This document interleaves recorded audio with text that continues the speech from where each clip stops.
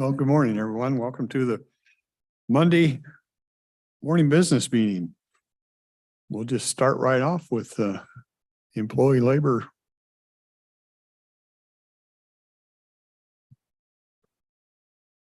Good morning, Commissioners. Jessica Warren, Human Resources. A few items for you this morning. First is a notification from District Court. One of their court clerks has put in her resignation, so they'll be filling that position. Next is from Public Works. So they would like to reclassify the solid waste compliance supervisor to a manager position effective November 1st, salary grade 545 to 555. And the person would be promoted into that new salary grade with at least a 5% increase. This is something we workshopped last week. Right? Yes, correct. Yeah, I think we talked about that. So, I'm okay with that. yeah, I'm good with it. Okay. And then also from Public Works, their purchasing specialist has accepted another position within the county. So they would like to fill her position. Okay.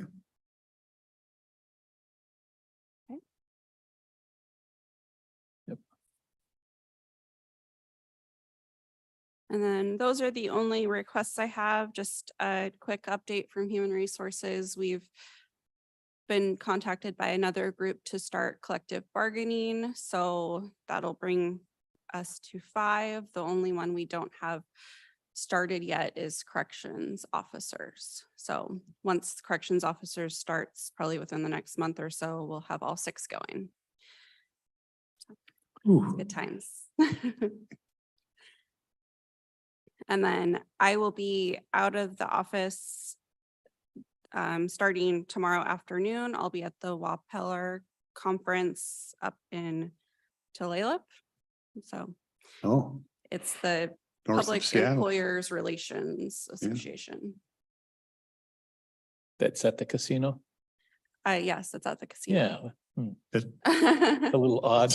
It's a nice place. Yeah. Yeah, it's Nice a nice place. place. There's also a premium outlet store next to it that I'm really excited about.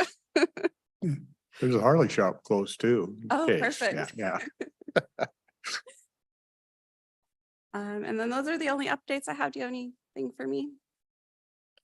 I think I sent on to you a form from somebody that made me the director of Yes, Human that's Relations. the Teamsters group. That and- was the group you just talked about. Yeah, and they just corrected the form. They weren't Good. positive who it would be, but I said it wouldn't be you. So No, it would be me.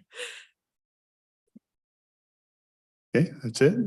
No executive session or anything today? I will have an executive session with Public Works, but I believe we're doing that during the 11 o'clock hour, Okay. Or lunchtime, as the case may be. I guess. Right. Thank you. Okay, thanks. Budget.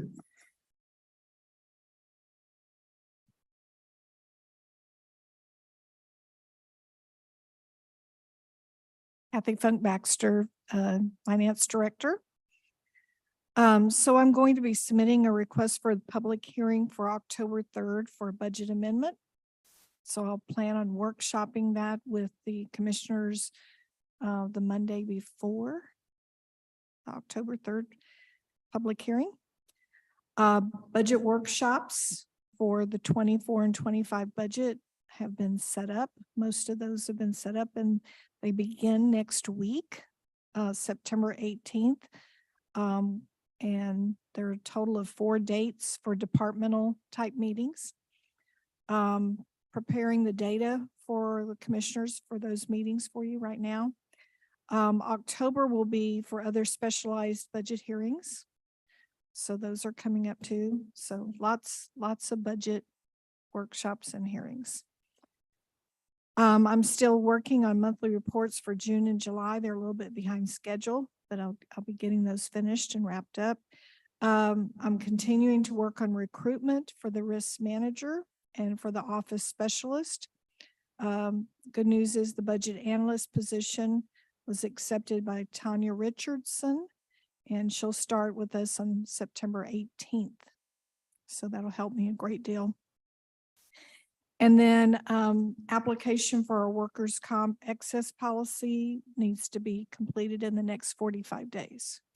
So just lots of risk management duties and budget duties all wrapped up here.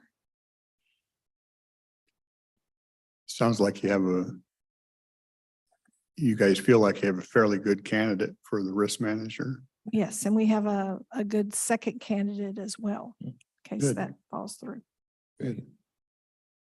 So I'm very optimistic. Good. Any other questions for me? Looks like you're good. Thank you. Okay. Marin had something come up today, so she did send an email, said there was 236 in custody. They had 52 bookings over the weekend. 6 of them were drug related, 13 DUI, and of course the one murder suspect. IT.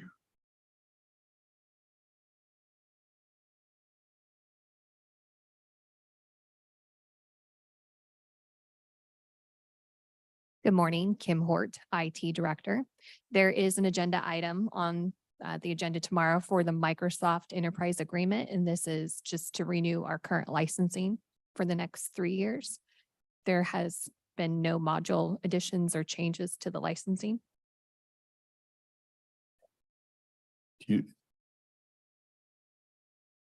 It's just one we've talked about. Mhm. So it's a little bit of increase, but not, Well, it's a big increase, but Yeah. it's 3 years worth of increase. It was about a 32% increase. yeah, over the So life 3 of years, it. yeah. Yeah. And this would lock us in for another 3 years, so. You have any questions in regards to that? I think we talked about that. Yeah. And then we've had some personnel changes. We filled our developer position that was open. And then we also filled our 4th tech position. Mhm. And then Patty Caro retired last week. So thank you again for honoring her with the plaque. And, you know, it was sad to see a good employee go, but she earned it.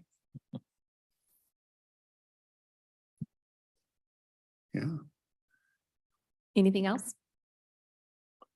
I don't. Everybody good? Okay, Thank you. could be quick this morning.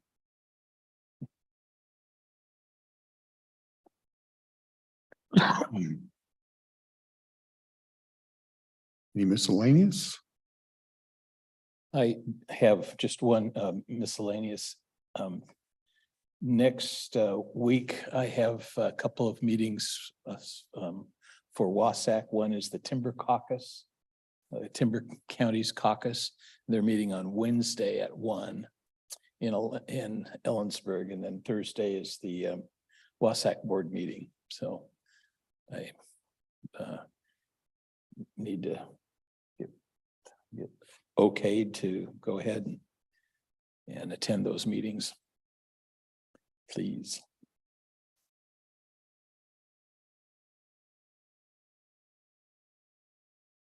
Yeah. I saw those coming up. They're doing the Pilt to Fly in DC today, today and tomorrow, but that's such a tiny amount of money. It's not really very cost effective. The only time I went back there for that, I tied in meetings with them. So you get to spend a day or so in lovely Ellensburg? Well, in September, it'll be warm. Hey, that's all for me.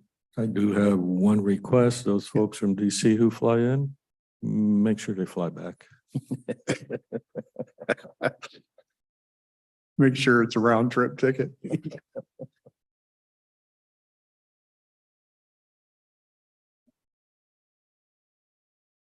Okay, Which are those days? Wednesday, I'll have to leave Wednesday to get over there by 1. This Wednesday? Next, the 20th. Okay. That's next week. We don't have a meeting this Wednesday. We presumably have one the following Wednesday. I'll be here the following And you'll Wednesday. be here. Yeah. So, okay. Yeah. And when is the next Board of Health meeting? The 26th. 26th. Okay, thank you. And when do we have the evening meeting, or did we stop that? It would have been this week, but there was nothing on the agenda. So Oh, okay, so that was canceled. Okay, that was the Wednesday. So you're good. Okay. Do we want to ask about continuing the afternoon session or the the late afternoon session on Wednesday? I can go either way. I know we were probably approaching the 6-month trial we talked Yeah. about. It's probably been close to 6 months, and I think there's only, I think we've had about 6 people show up. Unless it's a special meeting and we can Special, call one. yeah. we can always call a special meeting if there's something Maybe. big that we think that would come up. You'll go ahead and talk to Mr. O'Neill. Yeah, I'm wondering if we could just leave it on the calendar. I'd always had ambitions that we would get various general purpose presentations at that time. Like, I think the Elk Foundation one was a good one. Yeah, And Jim Mallett's final presentation might be interesting also, that kind of thing. yeah. If you want to leave it on the calendar for those type of things, that's fine. If we don't have anything there, we just don't Just have a cancel it. meeting. Okay.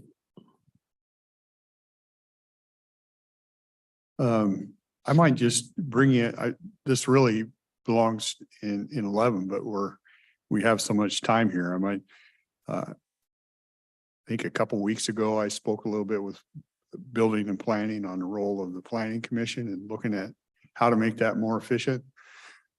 So I think they may talk about it a little bit in the 11 o'clock meeting, but I'll just kind of give you a preview of what we talked about. There's really 2 parts to it. One part is trying to see how we become more efficient with decisions. And when I say we, I mean myself and building and planning have come up with really kind of separating duties. The planning commission would be more project driven. It's really kind of how you direct the duties. There's not really any, changes that could happen fairly quickly, but it's more of a redirection. And so we've kind of looked at them as project driven. They're responsible for the comprehensive plan and updates to that, responsible for developments in the plan and those type of things. And then the other duties are more legislative, policy, code. And we feel like we'd start directing those to the BOCC. And the ones that make sense and we can make a decision on, then they're taken care of. If they're more complex things, we can always send them back to the planning commission for further study on it. But we think a lot of those things, because we meet weekly versus monthly, but a lot of that stuff could happen right away and get taken care of. And then I'll have Wayne at 11 talk about, he comes from a system where they use the hearing examiner more for like short plats, those type of things. And once again, the hearing examiner should speed up the process because they're at our beck and call. They're not a monthly meeting. So what they might chat a little bit about is not really, just kind of redirecting where some of the stuff goes. And the example I gave on the flood for the FEMA, do we want to follow FEMA guidelines in the new flood? Or do we want to be different? Well, that could have been made right here and that would be done instead of 5 months down the road because they only meet once a month and then everything gets delayed. Another one that that I think would speed up is this whole private roads thing. We've been on this since I've come on board and they're still working on it. And I just think we meet on a weekly basis and any questions we may have with,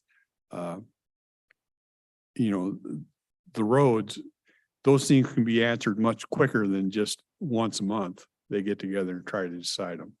So that's a couple thoughts on that. It's just kind of redirecting some of that. Then the other thought is really the makeup of the commission. I think Bailey pulled me the latest, newest resolution we could find was from 1961, was when planning commission was formed. And it was formed with 9 commissioners, and I get it. Everything was done. They probably sit around big tables and pulled out these big maps and did all this stuff. Nothing, there was nothing here. And then they wanted equal representation from each district. So it made sense. I think we can pare that down to what I would suggest is maybe look at paring that down to 7, 2 from each district. And then the Board of Commissioners has the ability to appoint a department head. The logical one probably is the Director of Building and Planning, but you're not limited to that. You could appoint any department head. And the thought behind that is then I don't know what's going on with the Planning Commission unless I come in at night and sit in their meetings. And they don't know what's going on with us unless they come in and sit in our meetings or they watch. And I think having a person that is on both sides of that may have some benefits, because both sides get an idea of what others is doing. And that would be, we're not taking anybody out of seats. It would just, as seats come due, like January of this coming year, 2 seats come due, District 1 and District 3, well, they just wouldn't be filled. And then in January of 25, the District 2 seat comes due, and that would be filled by, if we wanted to do that, with the Director of Building and Planning, or you wanted the Fire Marshal, or whoever we decided that would sit on that board. And then you would be down to 2 for each district plus the 1 in-house. So you may hear a little bit of that at 11 when Building and Planning come in. So I'm just trying to give you a preview of what we've talked about. So a lot of stuff to kind of mull over.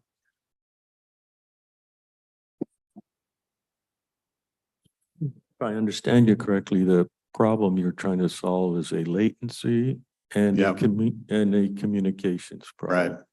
Right. The policy decisions are generally brought forward to us from the various organizations.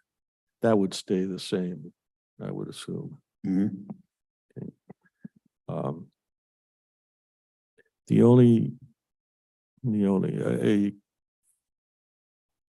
At some point in time, at the end of this year, if we're to adopt the 2 per district plus the director, at one point in time, we will have an overload on one of the districts. 4? Yeah. I find it curious, but it doesn't bother me. I hope that we pick people for the board, not because they're going to just push their district above anybody else's interest, but they're going to give us information on what's important in their district. Yeah. So I think that might be all right. Yeah. For 2024, District 2, if we went with this, would have 3 until that term come around. Are there any vacancies now? No vacancies right now. Yeah. So I'll put this into because we had some questions for Doug too. One of the ones, you just can't take people out. And so that's Oh, yeah, yeah. kind of that. They had a couple questions for him on the other, but he didn't see a real problem with this in the first blush. So we will bring it to a workshop when we have set, this is what we want to do.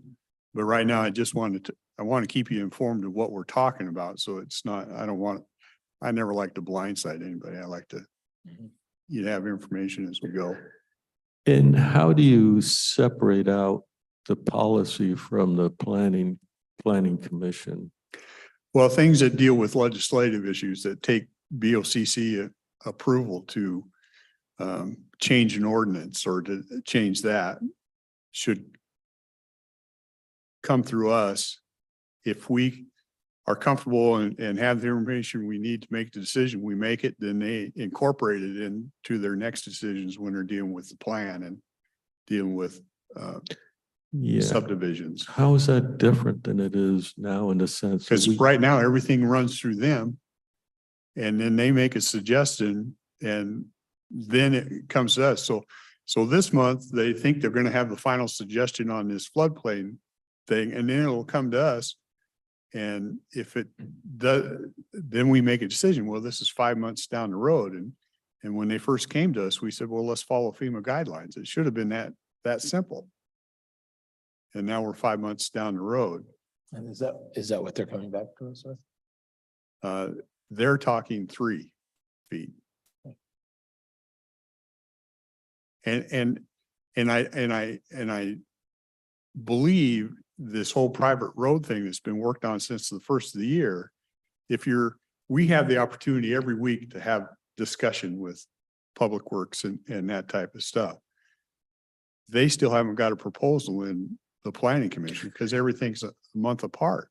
Yeah, I think I understand. What's the paperwork required to change the jurisdiction of the policy? I don't, that's one of the things we're working with Doug to make sure Okay. there's nothing there. It may be just as simple as building and planning redirect where some of that goes instead of how we always have done it. Got it. Yeah, for me, the planning commission has always been most important on trying to get the flavor of the neighborhoods, if you will. Yeah. The- And when you read through, how it was set up, a lot of it talks about building a plan for your county. I think that's their major focus. And then and I can understand when somebody wants to put a development to make sure it agrees with the plan or what we have.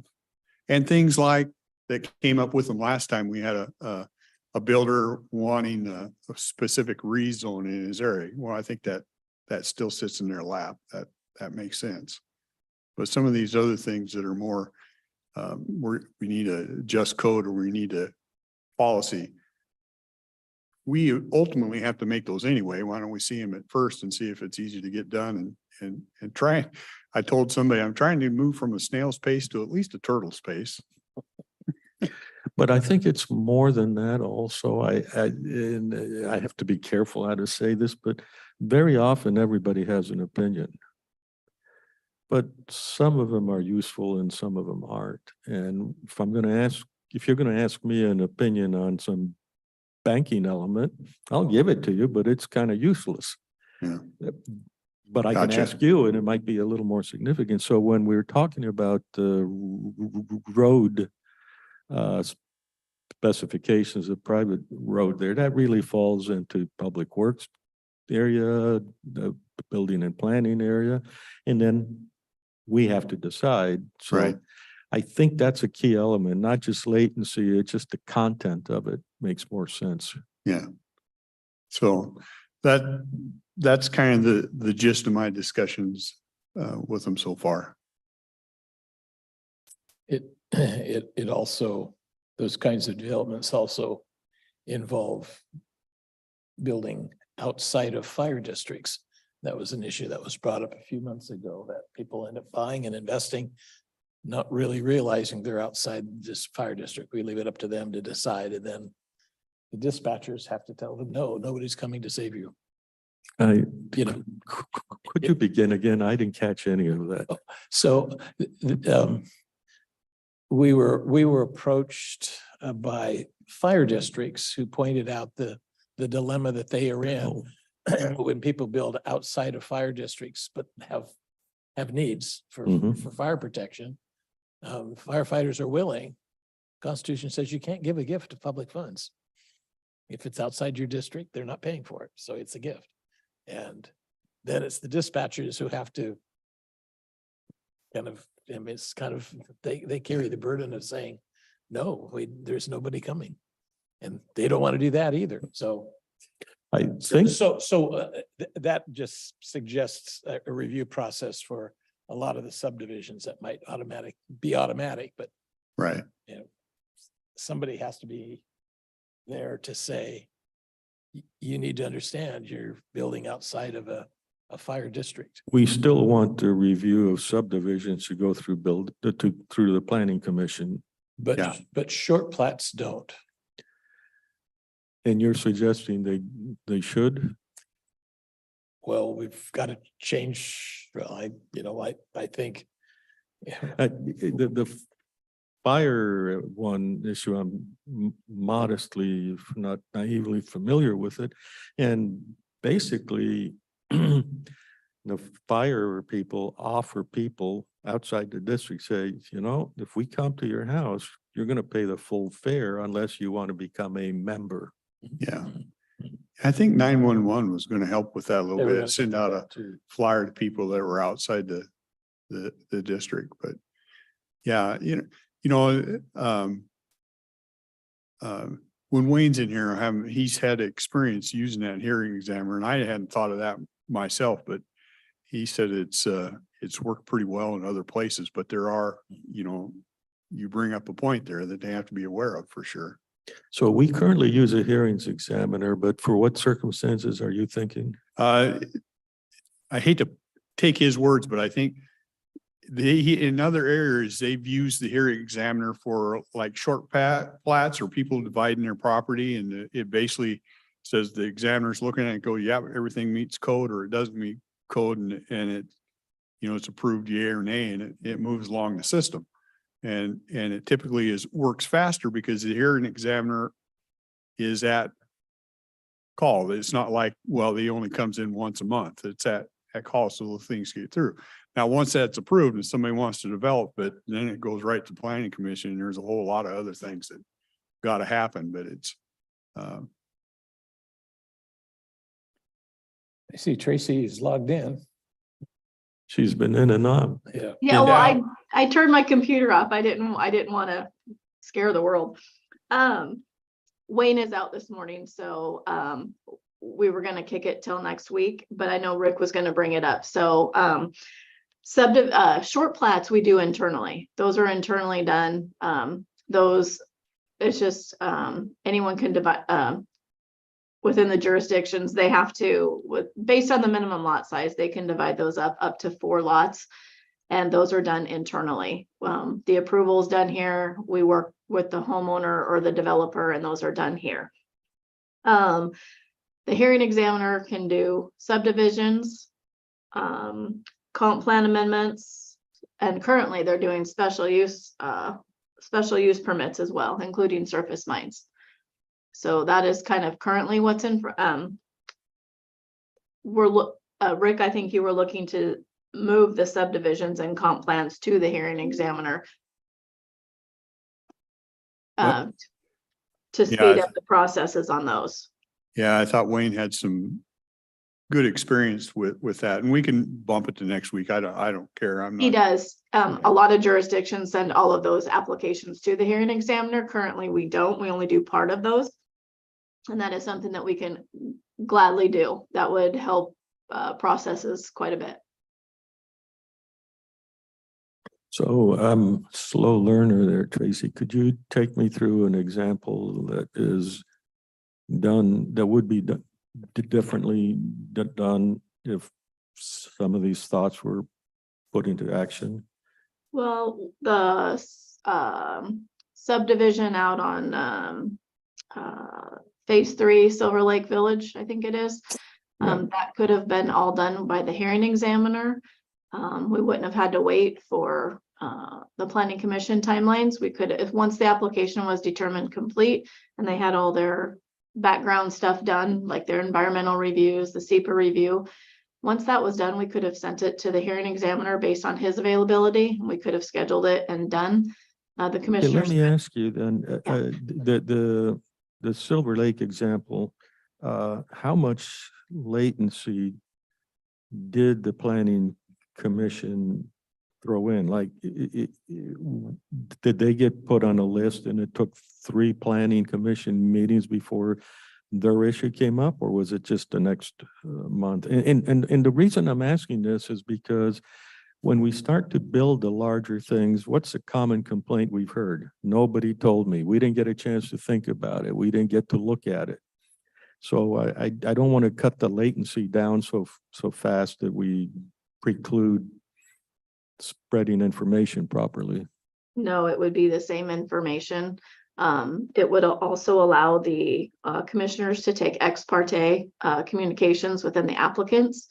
Currently, when an application goes to the planning commission and then it goes to the a quasi judicial matter, only the commissioners and the applicants can, take part in that discussion from the closed record hearing. And this would allow the commissioners to actually go and almost basically support the application in front of the hearing examiner. Because if it was appealed, it would get appealed to the Superior Court. It wouldn't get appealed to the board. It's more law-like. There's actual findings. They do their own hearings. It's the minutes, or that's what they're doing. It's like almost like a court of law. They get their decision, and then based on whether they support their decision, then they can appeal it to Superior Court if and when it got appealed. If we go through the hearings examiner. Yeah, it's a little But- cleaner process where sometimes our board then say this floodplain happens and they want to recommend whatever they're going to recommend. And you've already kind of made your decision on where our board wants to go with it. Technically you could send it back to them and make them agree with your decision. It could go back and forth for long periods of time. This could be a little more straightforward. Here's the problem I have with that, and that it goes back to what I said about the planning commission should represent the spirit of the people in that area, what they want for their neighborhood, their community to look like. And I don't know whether the hearing examiner is going to have that capability to check the boxes. I go with the hearing examiner. Anybody can check the boxes, but I know we've okayed some stuff that I felt my hands were tied, but I was not a happy camper. I thought it was really going to affect a lot of other people in the neighborhood. And that planning commission is supposed to handle those intangibles in my book.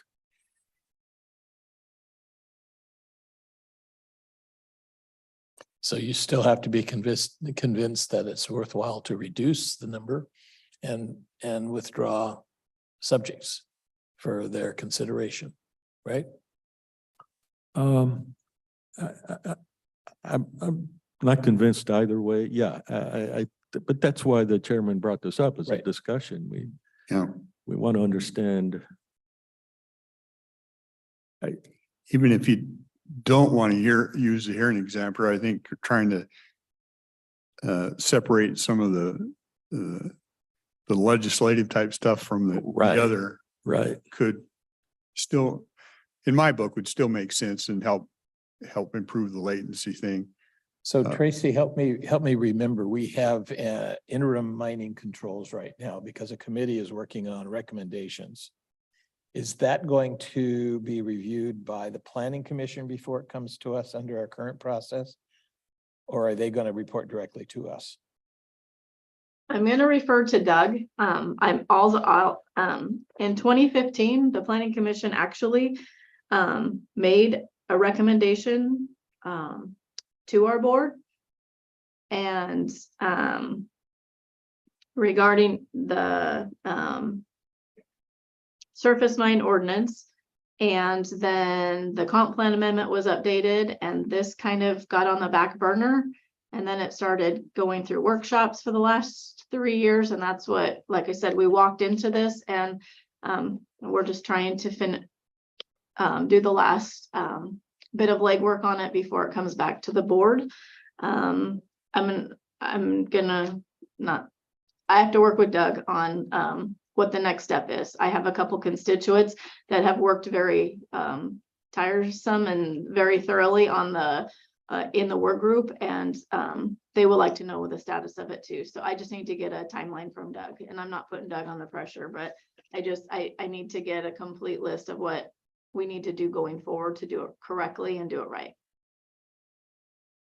But we do have the I do have the recommendation from Planning Commission. So I don't know basically if it has to go back. going back to the Silver Lake development example, Mhm.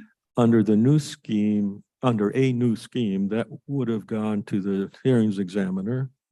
Hearings examiner would have made a decision. At that point, at no point then is a planning commission involved in that. That's correct. Okay. Now, the formality of a hearings examiner, it can become a zoo or good, it doesn't matter, but who's going to bear the cost of that? The applicant does. It's part of their application fee. Okay, They're paying for basically his service, kind of like what they Yeah. pay for our staffing service. do you have an idea what, right now, they're trading time for dollars, I guess, is one way to look at it. Because this will be an additional fee they'll have to pay. Any permit right now that goes to the hearing examiner currently pays the fee. Right, but we're gonna couple- force these people who went through the planning commission prior to now go through a hearings examiner, and so they're gonna bear an additional cost. We don't charge them for the planning commission meeting, right? No, they get the newspaper fee, but there's nothing more. So how much is a hearings examiner gonna cost the Silver Lake example? It depends on the amount of time that our hearing examiner spends on it. Sometimes it's so tough to say. Every application is different. And sometimes his last shorelines permits that he just heard this last month, he was able to make those decisions in the actual hearing then. I mean, right then and there. They were a couple $100. They were, I mean, his time with them was very minimal because they had basically all their studies in place, all their ducks were in a row when it went forward. The They had all hearings their examiner, environmental the hearings stuff. examiner is a member of the bar. He Yes, charges lawyer- absolutely. Lawyers' fees, so. Yes, yes, And that's a But there- decision this board makes, that the hearings Correct. examiner has to be a lawyer. correct. And then if the planning commission in the old system approved the Silver Lake development, what recourse would someone objecting have? They would appeal it to Superior Court, Okay, and that's the same with the hearings examiner? Yep. Okay, but they're appealing your decision to the Superior Court, where the hearing examiner would bypass our board and go right to Superior Court. It would keep it in the legal realm versus our board. And it would allow you the ex parte communication within the applicant, or you could show your support for an application as well. but wait, there's a presumption there that we agree with the hearings examiner, or we have to? No, you don't have to. So we would still be, the appeal to Superior Court would be either for the board or the hearing examiner or both, right? Yes, depending on the application, yes.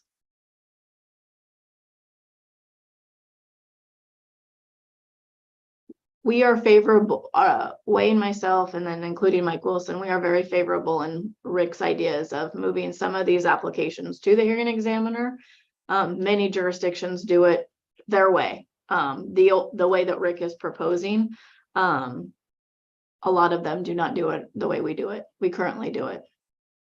Okay, and then let me ask you, from the average person in the street who might be thinking of developing or investing in a development, Does this mean anything to them? No, because behind the scenes, we're still doing the same legwork. The application still has to be complete and it would still go forward the way it would go forward, depending on which path it took. So all of our I's and T's have to be dotted and crossed before we move anything forward, but it would streamline. It would give more availability. The record is pretty much, it's very official. When the hearing examiner hears it, it's kind of like a court of law decision. And you keep the short plat in-house still? Yes, we do. Okay. Yep. Large lots too, just subdivisions and urban and rural subdivisions go elsewhere. Currently to our planning commission. How about variances? Does that go through hearings examiner? Yes, So variance Surface would be mine, under special certain use. conditions, the zoning restrictions don't fit. And there's a little flexibility as long as the intent of the restrictions is maintained. In this day and age, you have to ask, and will we be able to access hearings examiners, or, you know, it's hard to get staff sometimes. yeah, there is a group that does them. We have one on contract right now. We can always expand it if we need to, but he's readily available.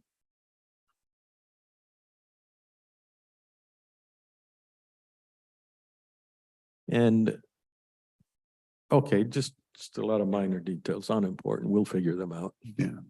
Well, like I said, we'll put together a workshop, but I think even just bringing this up, you can see the questions that we have and, Yeah. you know,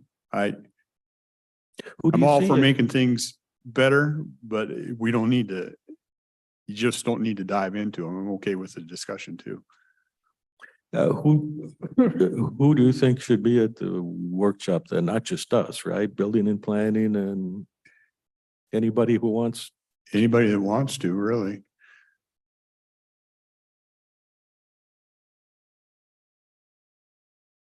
I mean, somebody from the planning commission wanted to Well- show up, I'd welcome their comments for sure. Well, I'm thinking realtors and or contractors Yeah. probably should know about the workshop.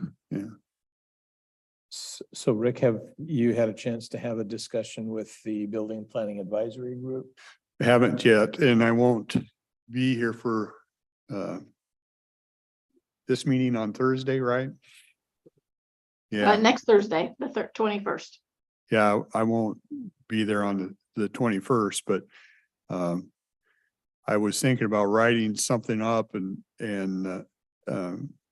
either dealing with Travis and see if he wants to tackle it or whatnot.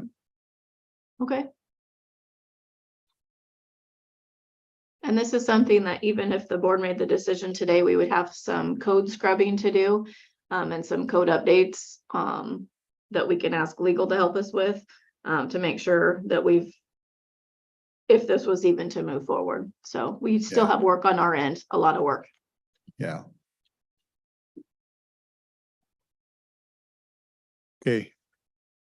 Sorry, I moved you up a little bit, Tracy. No, that's I fine. apologize for. No, I was listening, so perfect timing. Thank you. Yeah. I'll see you soon. Okay. Anything else, gentlemen? Take a 15-minute break? Yeah, Okay, so. we will adjourn. Thank you.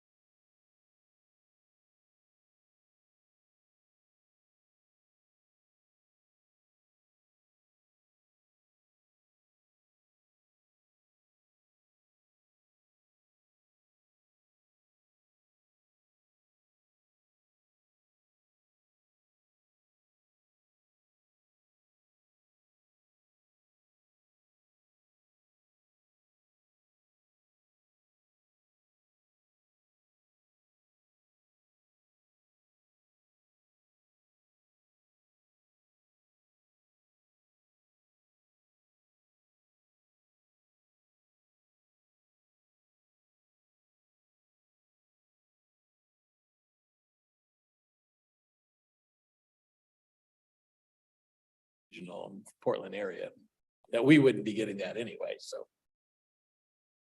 Okay. We're back with our 11 o'clock meeting with Public Services. Where do you want to start? Good morning, Commissioners. We requested executive session earlier today. May have not got the request yet, but on your agenda today, this does show executive session to start with. We have a contract negotiations for 10 minutes, and then we have We have HR items. We have 3 items. 2 are under collective bargaining and 1 is under performance of a public employee. And we anticipate about 15 minutes total for the HR items. So You want to do it now?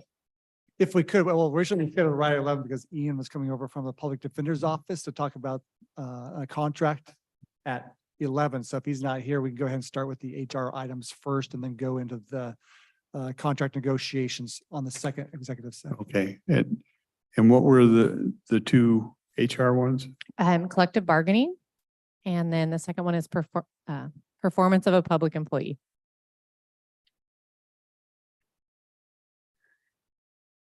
And we're thinking 15 minutes for each of those. So, Yes. Total, so- total. so we'll head into executive session and take care of those items, collective bargaining, performance of employee. And if Ian shows up, contract negotiations. Perfect. Okay, perfect. Yes, Thank thank you. you.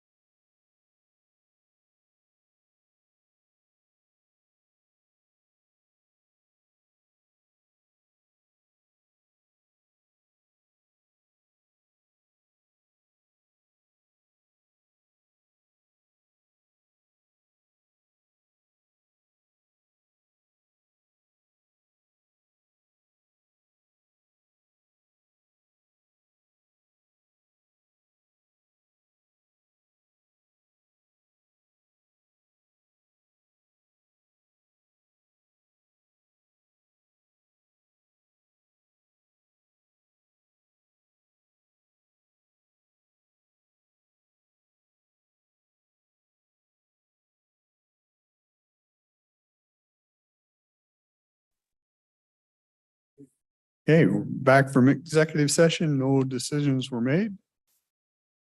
Good Turn it morning. over to Jessica. Good morning again, Jessica Warren with Human Resources. I have a request from Public Works. One of their water sewer operators is eligible to move to operator 4.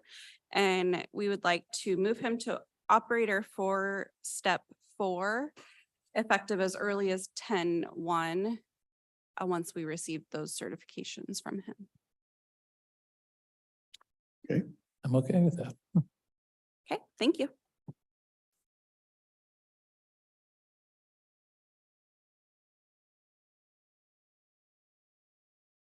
Who's next? Building and planning? We are, We've already done miscellaneous. I know.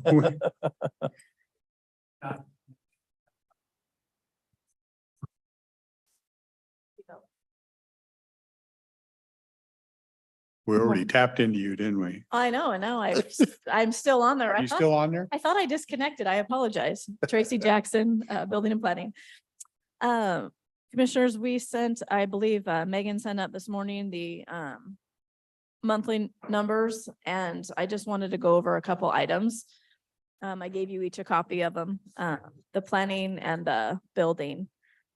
The ADUs and the staffing consults, we offer those as a free service to any applicant, public who wants to talk about what they can do or not do, or whatever they want to do with their property.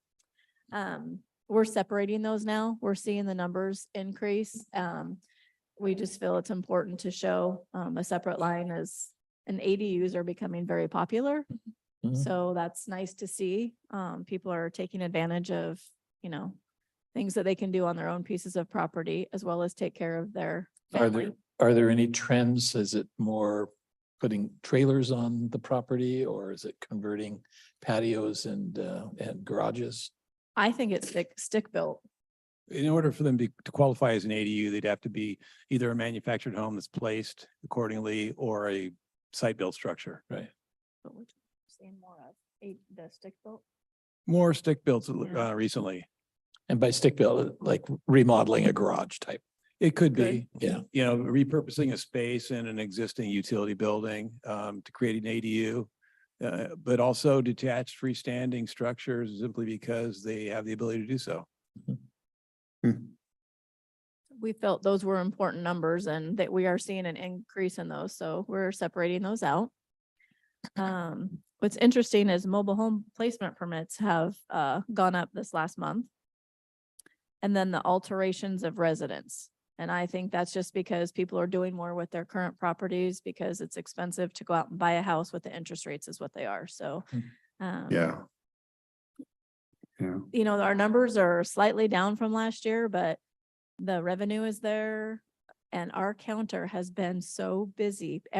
Everyone has been coming in, contractors, homeowners, every walk of life is just coming in, asking to see what they can do with their pieces of property. So there is a buzz out there to fix, remodel, or do what they can with it, but our counter has been busy. And then I was just gonna touch base with miscellaneous, and the building code update is still scheduled for the end of October. So you'll be starting to see some of the call for hearings coming through on your agenda to set the hearing in the middle of October. And we'll just make it effective whenever the state does. And we'll leave That's that, the lovely said- state of Washington stuff, right? the state of Yeah. Washington stuff. Yes, I'm excited. I know you are.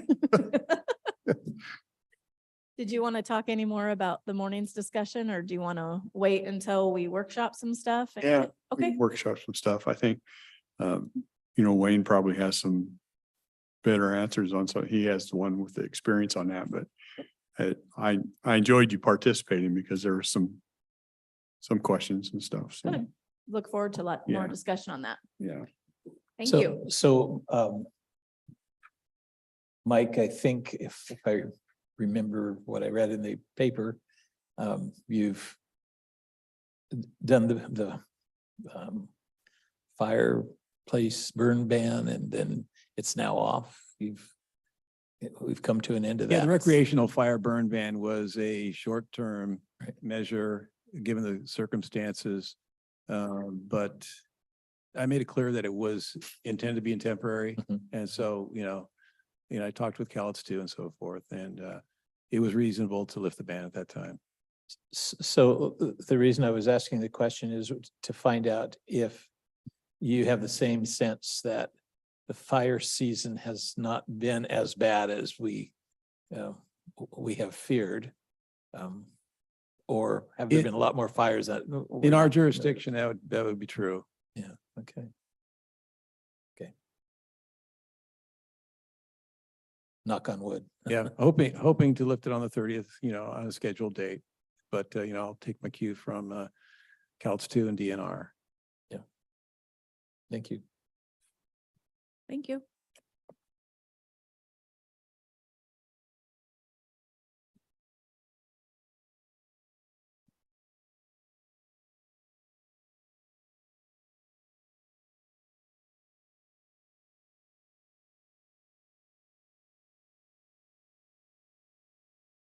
You getting old, Mike? I'm just having a few issues. Yes, I'm getting old. Mike Moss, Public Services Director.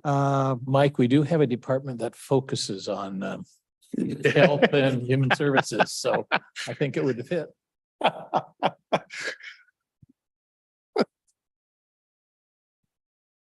Thank you for the comment. Trap range, gun range update. Hopefully you both got, or all three of you have pictures on your desk there. One is of the footings, the foundation of the trap house itself. We're building two of these. This is just the footings that are going in place to build the house on top of. And the other one is actually the trap range house pad. There's this one here. Those may put up towards the camera. For those online.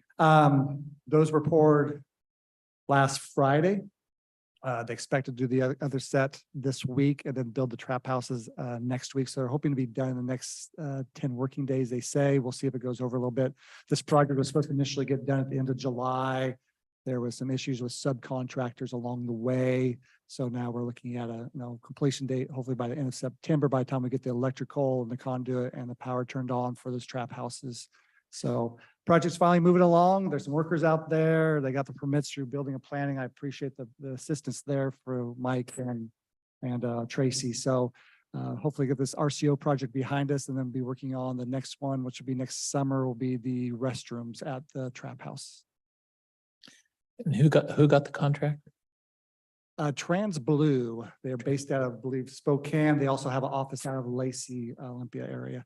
But they're mainly a general contractor and they hire subs, and that's been the issue so far. I think this is sub number 6, 5, 6, somewhere around there. So Oh, wow. had some issues along the way, but they finally got a good general or a good sub on there who's getting the work done. They just arrived last week and they've already got this much completed, got pretty much everything laid out for the rest of the pours. And the weather's held out for them. Yeah. Richard, very lucky on that part.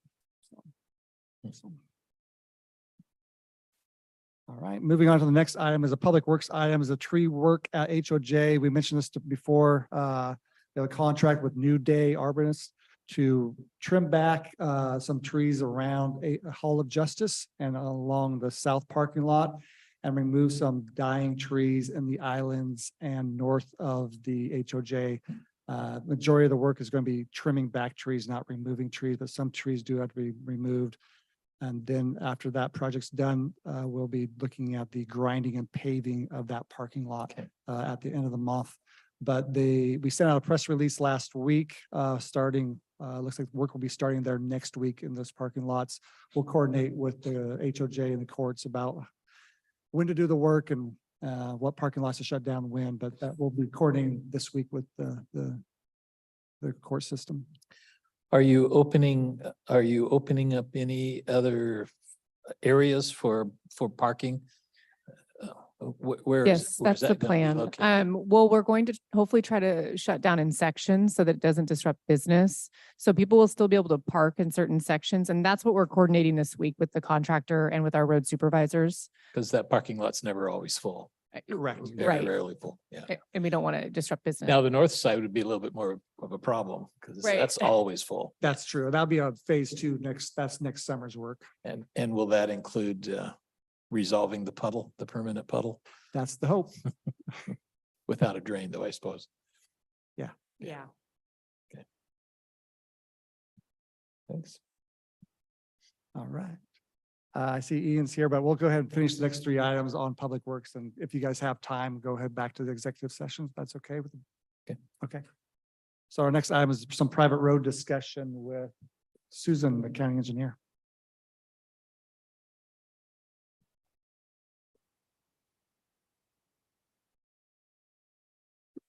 Good morning, Susan Eugenius, County Engineer. So it has been a request to update the private road standards. And I am kind of looking for some direction before I jump in, because our current road standards are from 1999, so from the last century, and have not been updated since. Our current road standards are about this thick. That is public and private. And most counties are like this. I printed out numerous and they vary in size. So I guess the direction that I'm looking for is, did you want me to just go through and do a quick Band-Aid on the private roads, or do you want me to sit down and revamp everything to get it up to a more modern standard of what developers are used to seeing when they go to counties? And I have copies of Clark and Lewis in here also, our neighbors, and then various other counties I've looked at. So what problem are you trying to fix? So my. As somebody who was born in the last century, I'm sensitive Yeah, to. so was I. The problem is the formatting, the straightening up, what we expect when people submit plans, survey, monument preservation. Do we want to have traffic calming standards? There's a whole laundry list of other items that other jurisdictions address. Or do you want me to just simply go through and clean up the private road standards, make them format it more like our public road standards, so everything's in a chart and table that's easy to read, reference where we determine site distance and what manuals we're using for our design standards? Those are simple changes instead of reopening the whole book. We reopen the whole book. It sounds like there's going to be more, it'll be more onerous on developers. There'll be more stuff they have to check off and do. It's more of a clarification process so that there's no argument over what's the design speed you're expecting me to design for, what manual are you referring to, because I think our standards have the specific date of what everybody calls the green book, which is the geometric design book. So that we can clean up some of those issues, make our checklist, because everybody complains, well, I don't know what you're looking for when I turn in my plans. And a lot of these other counties have their checklist that says, we need a north arrow, we need it on this scale. There's a whole laundry list of things that makes it easier how their modification requests are handled, which our code does not handle.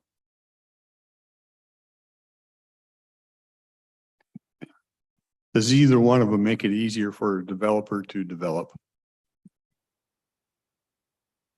That Or is- depends on your point of view as the developer. I know that's not the answer you wanted to hear, but if we give them a straightforward template that they know everything in their brother that I'm going to ask for, they cannot argue as much so that they know the playing field they're on. Now, is there things in there that they may be able to get out of if I just did a Band-Aid? Probably.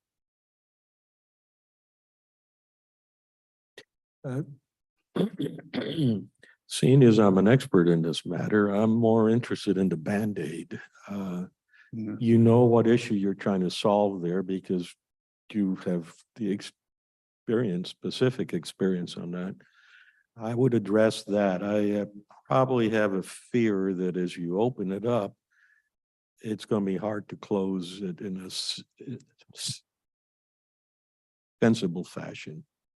Okay. So that would be my suggestion. Yeah, that, you said it better than I did, but Okay, I so w- I will look at updating just the private road memo and bringing it more to so it looks like the others. So it's clearly defined what your turning radius is at our intersections and your center line radius, things that aren't clear in the current list as we have it. But are clear in other county documents.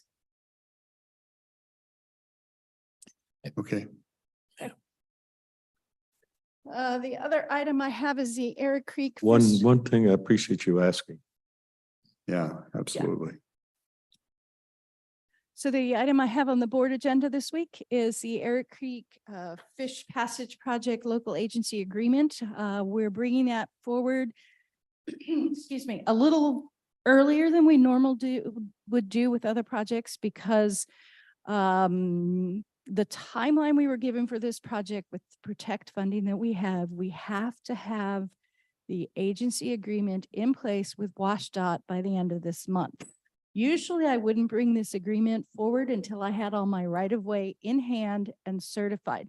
I don't have that yet, but we've been working hand in hand with WashDOT. We're really close. And so if I get this signed and we get it in their box, as soon as our thing is certified, they can sign it. And that is the reason why you're seeing it a little earlier and we haven't purchased all of the property. You haven't seen that yet because we're really pushing to get this to the September 30 deadline. But this construction wouldn't happen until next year, Correct. right? And this funding is 100% funded. Fish barrier So- removal. Is that through the Abbott Fund? So this is through the infrastructure bill. But the Brian Abbott is the one who selects the project. This is some of the direct money that goes to the state. The way the legislature set it up was that some of the money that went directly to WashDOT should be going to the counties and cities. Brian Abbott got to pick the projects, so they picked projects off of their approved lists that were probably not going to get funding from the governor and were from agencies such as Cowlitz County, City of Seattle. So people who are authorized to work with WashDOT, because a lot of Brian Abbott's projects come through conservation districts and they don't have the standing to use the federal money that the cities and counties do.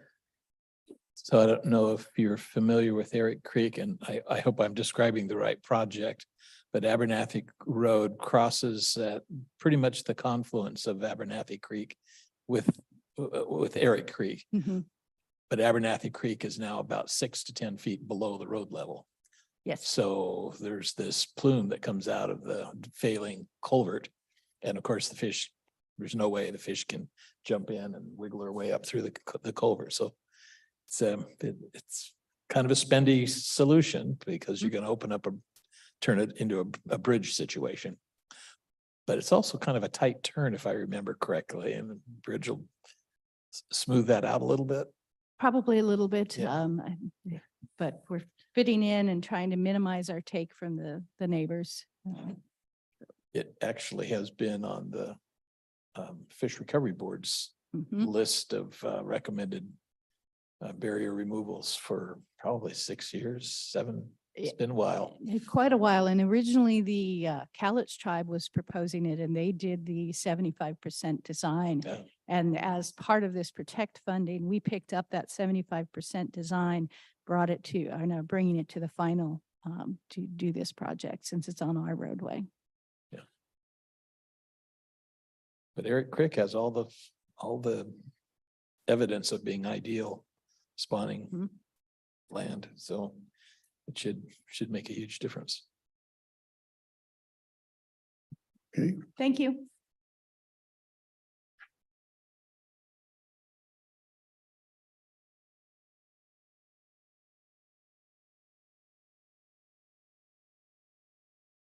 Logan, I just wanted to give the board an update. A couple weeks back, Tracy and I had talked to the board about getting direction on affordable housing dollars.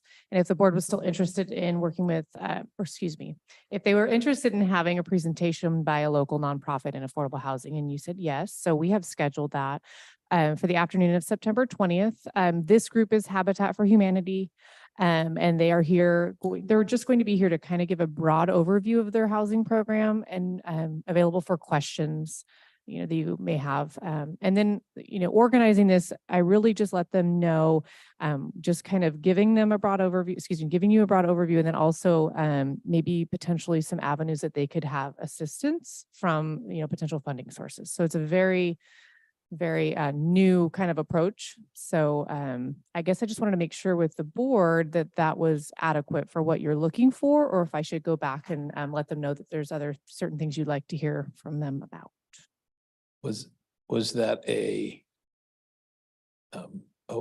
Wednesday 1:30 meeting or Yes. later? in the It's a Wednesday afternoon? 1:30 meeting. Because that might be a topic that might be a good one to set back to the 5:30 meeting. Habitat for Humanities. Which might be what? Having them come, but the next time we have the late afternoon one, the 5:30 meeting. Yeah, although I'm happy to hear from them as soon as possible.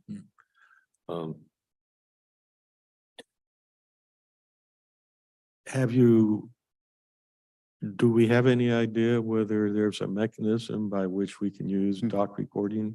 So I did reach out to legal. If you guys recall, it has been kind of out there for quite a few months. And we touched base again last week when this got brought up. Talked to both Doug and David in PA's office. And they're curious as to what questions the board may have. I did give some ideas that we've discussed here in public meetings about potential reimbursements, permit fees, tangible PUD, SDCs, stuff of that nature. But beyond that, I told them, I wasn't quite sure. So David is working on getting up to speed with, there is affordable housing dollars in the document recording fees. He's going to get up to speed and be ready by hopefully next week on what we can and can't spend that money on. So yes, so the long answer to your question is yes, we're working on it. Yeah, Thank you. it'll be fun to hear from. I don't know that we'd have all the questions for it. Is kind of new and just I'm Well, in exploring an evening meeting, I have booked the time with Habitat and they're gearing up on their end to present. If we come up with some questions at that point, we can follow up with answers and then maybe schedule it an evening meeting yeah. in the future. I was just gonna say it might be more than one meeting depending on how it goes. Yeah. And then also we'll explore other agencies. So not just Habitat, but perhaps CAP Yeah. and looking at some other. I groups. will be in Ellensburg that day, so I won't be able to attend. Okay. But we support Habitat for Humanity, so. That's all Okay. I have. Any miscellaneous items? Sorry, any miscellaneous items from the board before we go back to executive session for 10 minutes for contract negotiations? No. Okay, we can do that. Good. Right, thank you.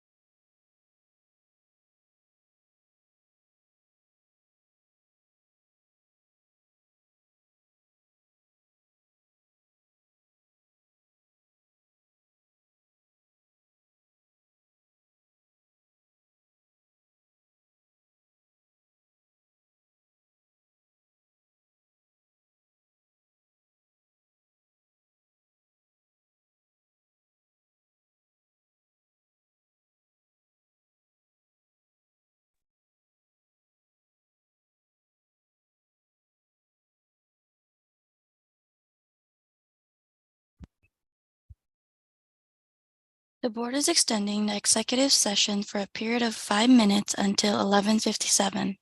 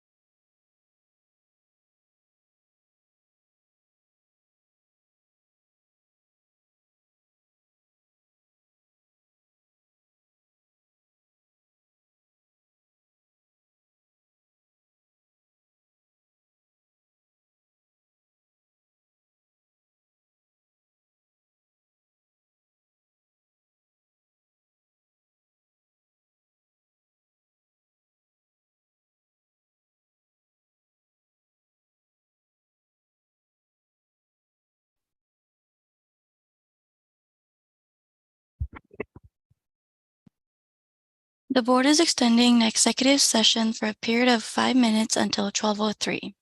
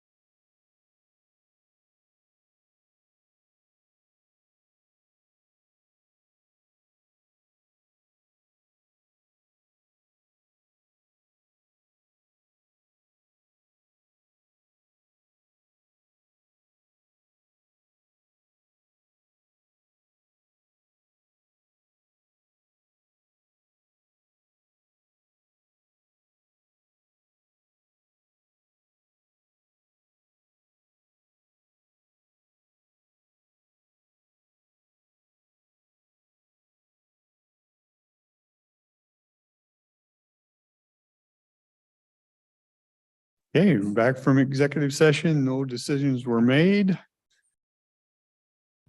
Anything else for this meeting? Think we exhausted everything? No, nothing else. We're almost on schedule. Yeah. Okay. We will adjourn. Thank you.